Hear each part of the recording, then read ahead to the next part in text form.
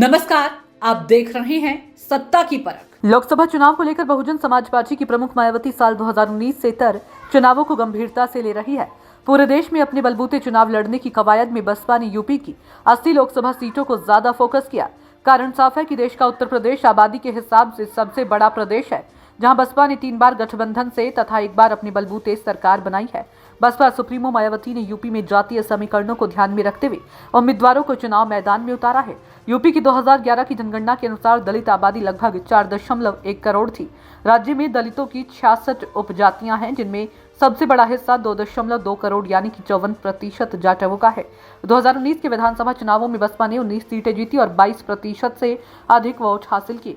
साल 2022 के विधानसभा चुनाव में 12.9% वोट हासिल कर एक ही सीट जीत पाई थी, लेकिन बसपा की यह 12.9% और वोट बैंक काफी समय से उसके सबसे वफादार मतदाताओं में से जाने जाते हैं। बसपा ने उम्मीदवारों की अपनी चौथी सूची में 9 प्रत्याशियों का ऐलान किया। इसमें 3 ब्राह्मण, 2 मुस्लिम और 2 ओबीसी चेहरे शामिल हैं। बसपा के 9 उम्मीदवारों में आजमगढ़ से भीमराज भर, घोसी से बालकृष्ण चौहान, एटा से मोहम्मद इरफान, धौरहरा से श्याम किशोर अवस्थी, फैजाबाद अयोध्या से सच्चिदानंद पांडे, बस्ती से दयाशंकर मिश्र, गोरखपुर से जावेद सिमनानी, चंदौली से सत्येंद्र कुमार मौर्य, रॉबर्ट्सगंज से धनेश्वर गौतम को उतारा। तो वहीं घोसी से बसपा ने अपने पूर्व सांसद बालकृष्ण चौहान तथा अयोध्या और बस्ती लोकसभा सीट से बीजेपी से बगावत कर बसपा में आए सच्चिदानंद पांडे और दयाशंकर मिश्र को चुनाव मैदान में उतारा है।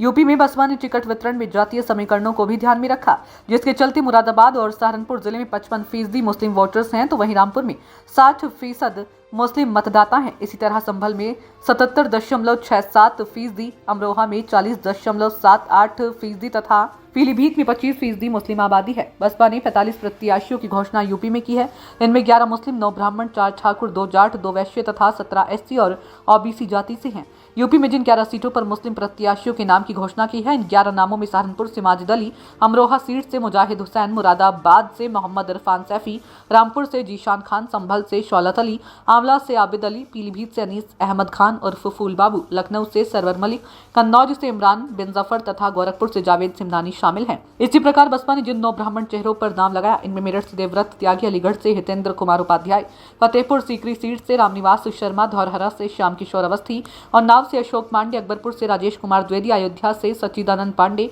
मिर्जापुर से मनीष त्रिपाठी और बस्ती से दयाशंकर मिश्र शामिल हैं। सियासी जानकारों का मानना है कि जहां दलितों का एक बड़ा वर्ग अभी भी बसपा के साथ है, तो वहीं महत्वपूर्ण मुद्दों पर बसपा द्वारा भगवा पार्टी का समर्थन करने के बाद मुस्लिम उससे दूर हो गए हैं। साथ ही बसपा का अति पिछड़ा वर्ग भी छिटक का बीजेपी के पाले में चला गया है। बसपा के लिए चुनाव करो या मरो की स्थिति है। बसपा लोकसभा चुनाव में खराब प्रदर्शन करती है तो उसका लगभग 13% वोट भी दूसरे राजनीतिक दलों में शिफ्ट हो सकता है। सत्ता की परख के लिए अवधेश कुमार सिंह की रिपोर्ट।